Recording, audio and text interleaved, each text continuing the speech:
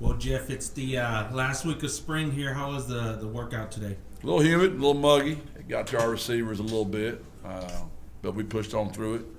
And I think we got good work. We're going to go back-to-back, tomorrow. So we're going to extend some meeting time and make sure we get that video graded and those kids watch it, because that's what's most important, when those kids take ownership in their own selves. And, the old eye in the sky doesn't lie. And you can tell a kid something till you're blue in the face. And when he sees it himself, it's kind of like Chase, showing me his dunks. When you see him yourself, you really realize how great you are, how old you are, whichever way you choose to look at it. What's the goal of this week? It's a little bit of a lighter week from a contact standpoint. Yeah, it is. It's really just to clean up and get ready for the spring game. We've got younger kids that we're just trying to make sure they're ready and get them all the work they can. I've said before, we got those 9 3-year starters back on offense, and we're trying to take a lot of work off of them, and we're trying to really pour into Cam and Eddie Lee and Dre Spriggs and Kennedy Lewis and the next group of guys that are coming through for us. They're going to have to step up and make plays for us. And same on defense, and so that's really where our focus is right now. What is the format for the spring game? How you guys splitting that up? Just like last year, we'll keep score the same way we did last year, and we've kind of got that. We studied it enough to know how much a stop is worth on defense, how much a turnover is worth on defense to keep it a competitive game. I think last year's game ended 8-8. Now I know it's not real football. It's impossible. It's real football. It's just not scored like the real football game, because you can't do that, obviously.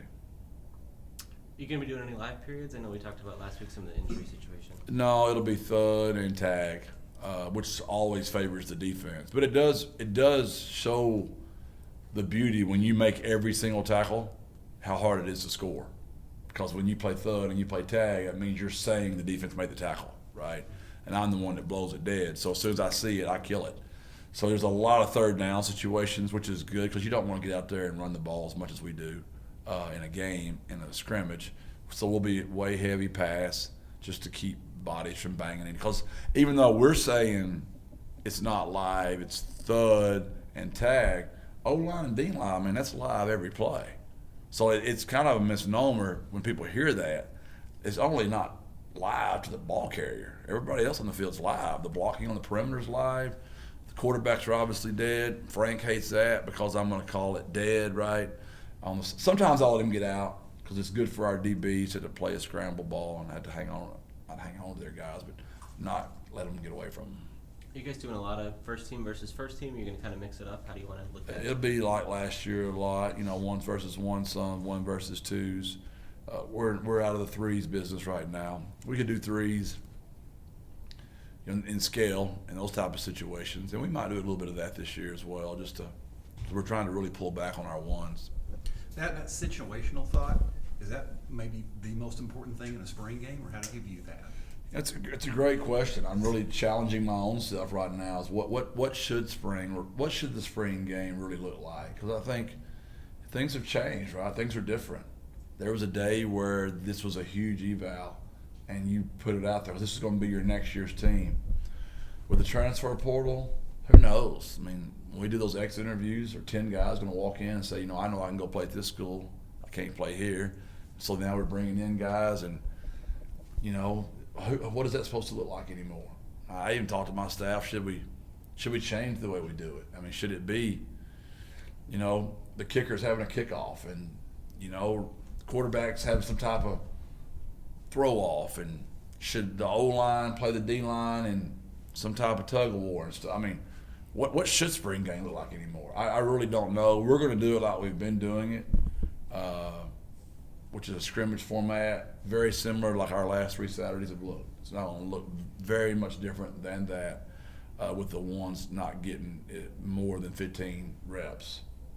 What was the thinking of going to a Thursday night? It's kind of an unusual time for Cincinnati spring game.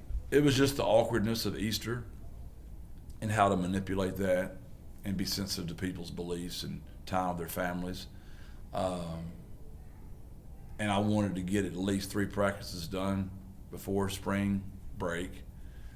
So it just was kind of weird. And I've talked to Billy Napier, who's done that a little bit, He really liked it because it was right before Easter, and everybody could get out. Kids could go home, see their families, which they don't do that very often. You've now gone through the whole spring practice part of the calendar. Is there anybody who jumped out who maybe we should keep an eye on when we get to see him Thursday, or anybody for the fans to keep an eye on?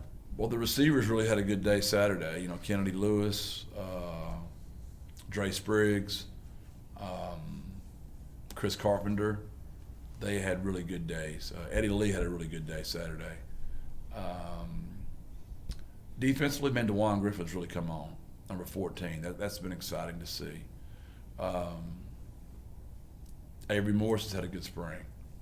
Linebacker. I'm sure I'm leaving out somebody. We've been excited with our guys that have come in here. Chase Davis and Zach Cost, those guys have played well. Obviously, Brandon Madison, those guys, Brandon Brown, though they're consistent. Trey Moore's had a good spring. So, yeah, we've had some guys that have really popped. On the O-line, Luke Lopez was having a good spring. He got injured in the last scrimmage, so he won't be able to go. But, yeah, there'll be some guys out, and I hope there's those guys you notice and that you're bringing up attention to my name. Bring their name to my attention, I'm sorry. Those guys that jump off the top of my head right now. Jeff, overall, just how would you grade your team this spring? How did they do? I know I say this all the time. My guys are always great, you know. I had to get on the defense one time this spring, once out of 12 practices. We might have had 2 individual that I had to say, what are we doing here? They're just a very bought-in group of kids that really believe in our culture, and they're just a joy to coach. Are they perfect? No, they're not perfect. But y'all for sure know I'm not, so we make a good little tag team together. We talked a couple weeks ago about Tremaine Bell getting some opportunities at outside linebacker. As you went through the spring, what did you learn about kind of where he fits and how he might? He's just so smart. He's a guy that can bring that to us. We know we can move him around if we need to. But man, Jamori's had a really good spring, as has Trey, you know, as has Caleb. So we feel good about that will linebacker position. We also, Danye has mastered the defense so much. We know we can move Danye to will if we had to. Malik's had a good spring, so we know he could be a nickel if we had to move Danye to Sam. So those kind of things we've all been going through. And obviously inside linebacker, Drew Prox is steady in there as well, and Avery. So those have all been good things. Any other kind of position changes that you've messed around with in the spring, or anybody that's kind of jumped out in maybe a new role than we've seen before? Our receivers are really coming on as far as their physicality and their ability to help us on special teams. I think you're going to see more wide receivers play special teams in defensive positions just because they're so athletic and they're physical. And that might be a little bit of a difference. But other than that, we've pretty much obviously fool around with a few offensive linemen playing tight end just in case you get in a position where we want to run the football. We want to be 12 personnel half the time. And right now, we're pretty gimped up at the tight end position, and the running back position has been where we've been gimped up the most this spring. Our depth at secondary was bad to begin with, right? But with all those commitments that we can hold on to them, that was a big weekend for us to get some of that depth addressed in the secondary. Jeff, Thank y'all, man. Appreciate your patience.